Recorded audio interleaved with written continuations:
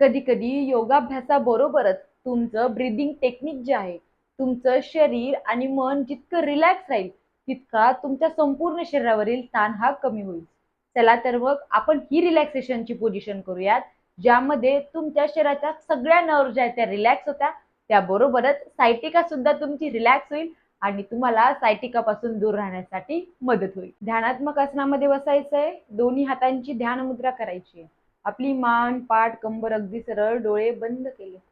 हळूहळू आपण दीर्घ श्वास घेतोय, हळुवारपणे श्वास सोडून देतोय. पुन्हा दीर्घ श्वास घ्या, हळुवारपणे श्वास सोडून देत संपूर्ण आपल्या शरीरावरील प्रत्येक नववरील ताण कमी करा. त्याचबरोबर तुमच्या कमरेचाही भाग पूर्ण रिलॅक्स होतोय.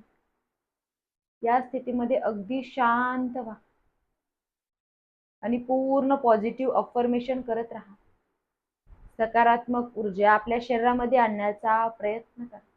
असे जर तुम्ही रोज 5 ते 10 मिनिटं कराल तर नक्कीच मी तुम्हाला सांगू शकते की तुमचं माइंड जे आहे ते रिलॅक्स होईल आणि त्या बरोबरीने जेवढं तुमचं माइंड रिलॅक्स होईल तेवढं तुमचं शरीर रिलॅक्स होईल आणि तुमच्या बाळासाठी ही जी सगळी पॉझिटिव्ह एनर्जी आहे ती गरजेची आहे.